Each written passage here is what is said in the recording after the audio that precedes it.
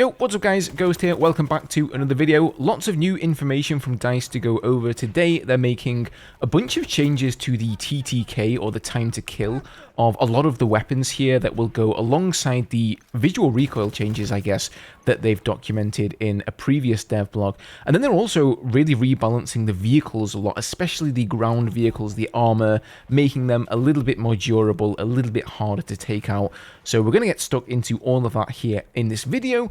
Guys, if you enjoy the content, as always, hit up the sub button. Lots more to come on Season 7 in the near future. So they posted all of these changes actually over on Twitter, so I'm going to read some of what they say here because there is a bit of an explanation from DICE as to why they're doing this stuff, which I have to say I think is the way forward. Helps convey to the community a little bit just why they're making these changes so that people don't get up in arms about them, I suppose.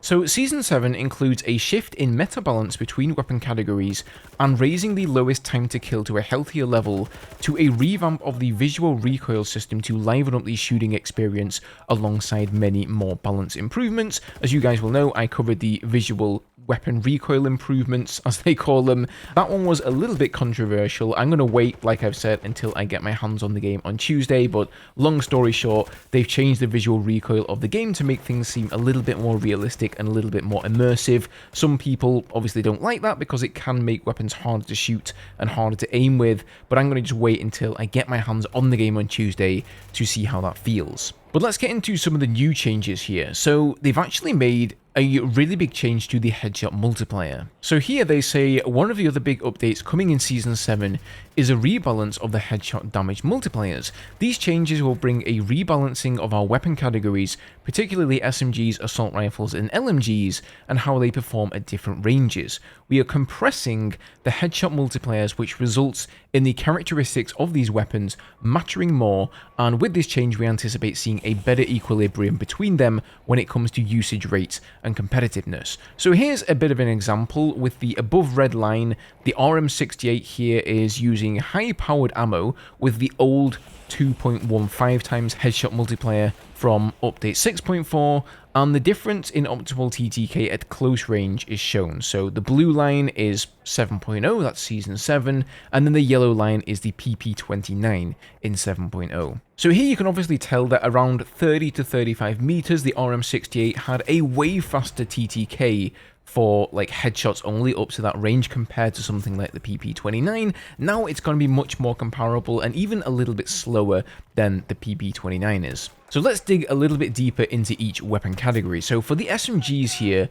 they say this weapon category will now benefit from a 1.55 times headshot multiplier. So for reference here, before it was 1.2. They are now stronger in close quarter combat and at performing headshots due to the higher multiplier and improvements to their aim down sight movement speeds. Their optimal efficiency will stand toe-to-toe against ARs when it comes to pure firepower under 30 to 50 meters with the same potential 3 headshot kill range. So I really like this change. For those of you who don't know, the headshot multiplier for the SMGs used to be 2, so the assault rifles had 2.15, SMGs were 2, almost the same, and then they dropped the SMGs all the way down to 1.2, and I felt like that was a little bit overboard, a little bit too egregious, and now they've bumped it up to 1.55. I think that's really going to make a difference and make those SMGs feel like they are, you know, the king of the guns in those close range encounters when you do score those headshots. Now, for the ARs, they will now benefit from a 1.9 times headshot multiplier. So this has been actually reduced from 2.15 down to 1.9. This means that in general, they will no longer have a 2 headshot kill range in close quarters combat and instead require 3 headshots, which we anticipate is going to be less likely to take place within a single full auto burst due to the nature of recoil and dispersion. This change will raise the lowest possible TTK in that close quarter combat area, which was previously too low and leading to frustration by our players, as well as putting too much balance in favor of assault rifles. So another really great change here. In fact, so far I've agreed with all of these changes, which is a bit of a rare thing for DICE and EA these days. Most of the changes I've seen here have been really good. That was of course the problem with the VHX. Whenever you hit those headshots, it was a 2-shot kill, and you kind of just got one framed. It didn't really feel like you had any chance in hell to turn around and win that gunfight. And then here also for the LMGs, they've got pretty much the same treatment as the assault rifle, so they will now have a 1.9 times headshot multiplier.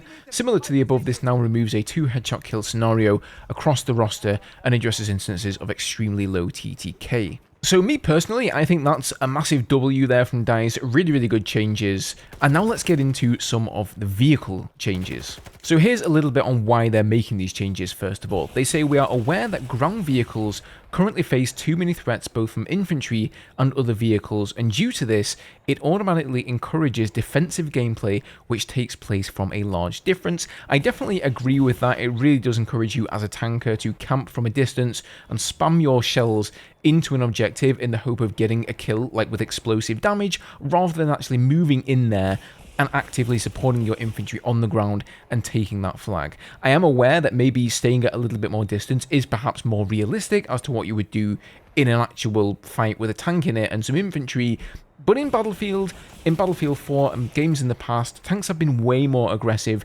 and generally speaking, they've been the vehicle that sits on the flag, capping the flag with the infantry around them to support it. So they say to achieve this, we are increasing the time before a vehicle can be hacked, and we're also removing the EMP functionality from Casper's drone. Going forward, this will now be focused more towards spotting infantry and vehicles. I definitely agree with that one. I did think that after the change to RAW and his hack disabling any kind of vehicle, it was a little bit crazy, a little bit powerful, especially given its range. So I think a slight nerf to the time it takes to hack something isn't the worst thing in the world. Now this change is pretty big. They say we've continued our work with the gadgets team to lower the amount of C5 from 3 to 2 on the Assault and Recon classes, while engineers will have access to 3 C5.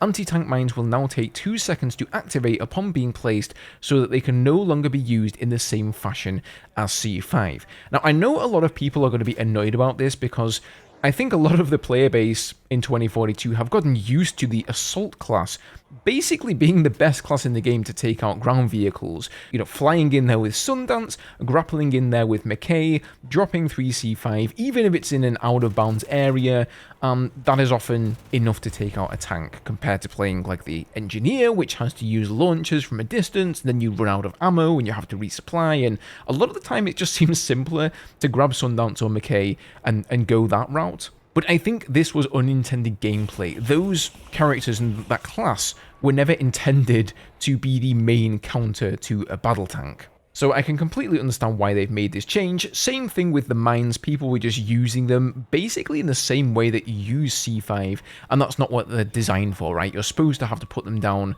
leave the area, and then hope that a vehicle runs over them.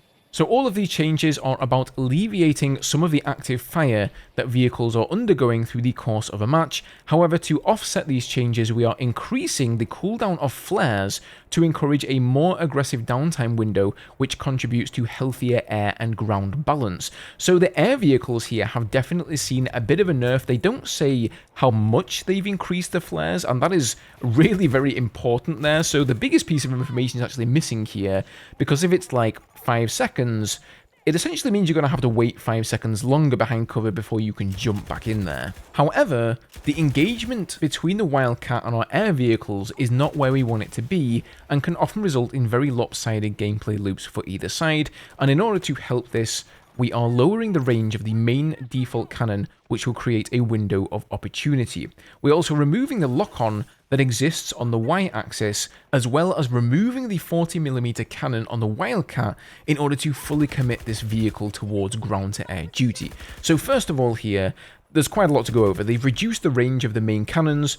That's a really good change. The range of them was absolutely absurd, especially on some maps you could shoot right the way across the battlefield, and we all know, we've all seen those Wildcats camping in the spawn, and I think with the removal now of 3 pieces of C5 for McKay and for Sundance, a lot of the time that was the only counter to a Wildcat camping in the spawn, because those were the only characters that could get in there quick enough, drop the C5 and detonate it without getting killed by the out of bounds thingy. So I really do think the range nerf is warranted here. However, they are removing what they call the lock-on that exists on the Y-axis. This is a little bit confusing, but how I interpret this is if you've used a Wildcat, you can only vertically angle the turret up a certain amount. Once you get to a set degree, it kind of locks in there. So if you have a jet who's doing a top-down attack from a 90-degree angle, you effectively can't shoot at him. The way I'm reading this is that they've essentially gotten rid of that limitation. And then finally, removing the 40mm cannon, I think that makes a lot of sense, because if you get somebody spawning in the Wildcat and using it for something outside of its intended role, well then you don't have any AA available for your team, which kind of sucks. Okay, now let's move on to the turret changes. So up to this point, we had aggressive sensitivity constraints on aiming systems on our ground vehicles in order to make sure that players cannot necessarily turn the turret at very high speed, and there was always a catch-up phase for the turret to match your input unless the player was zooming in with these vehicles' primary cannons. With this update, we are changing that. You will now have a similar experience to zooming when driving around unzoomed. Please note that there will still be a threshold to prevent extreme cases of sensitivity. We have also increased the turret speed on all ground turreted vehicles to complement this change, except for the Tor. So, for those of you who weren't aware, as has been the case, I believe, since Battlefield 5, whenever you turn the turret of the vehicle, you can't turn it as fast as you would like. You actually have to wait for it to catch up, right? Because it has a limited turn speed. It kind of sounds like they've just removed that. And the way that most of us were getting around that was by using the zoom feature. So whenever you zoomed in, you had a 1-to-1 mouse sensitivity to turn speed. But of course, you don't want to be zoomed in all the time. If you've got a Sundance trying to C5 you in your face, having to zoom in isn't really the best experience. But on the flip side, I guess they don't want an experience like in Battlefield 4 where you could turn the turret as fast as you wanted. It was essentially the same as aiming with your gun as a soldier, right? So you could flick somebody on the left and then flick over to the right and headshot somebody there. It was a little bit crazy, and it sounds like they have implemented some sort of a limitation. So, you know, you're not going to be able to 360 no-scope somebody here, but it should be much improved. And here's the last bit. We wanted to indicate that these changes are aimed at reshaping how infantry and vehicles interact with each other. They are not aimed at giving one side an advantage over the other, but balancing so that they can coexist, and if you want to counter one or the other, you can do so successfully.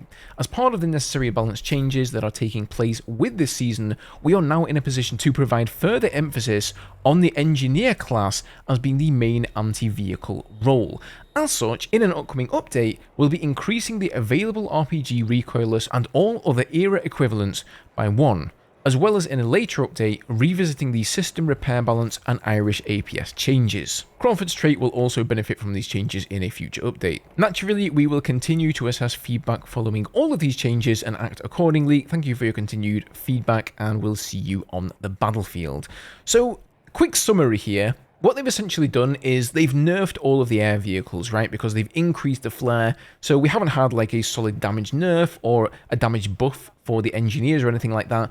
But what this means is that air vehicles are going to be in your face a little bit less often than they were before, because they're going to have a lengthier flare cooldown. And I think that change is okay. You know, it's not nerfing the vehicles directly, it's not improving the damage that the engineers are doing, but it is giving the infantry a little moment of respite, a little longer time between strafing runs from whatever vehicle they're going after. So those AI lock-on launchers, even though they may still just be a deterrent against air pilots, at least they are going to deter for a little bit longer now. I really agree with the changes to the Assault class. The Assault class is and was never intended to be the main way to deal with tanks on the ground, and obviously McKay and Sundance's traits and their abilities have kind of ruined the balance of that. So I guess this is the easiest fix here, is to reduce the amount of C5. You can still do some decent damage with them, but you're not going to be able to take a vehicle like this out all by yourself. And then finally, of course, we've seen a lot of great changes for the tanks. The turn speed here for the turret is going to be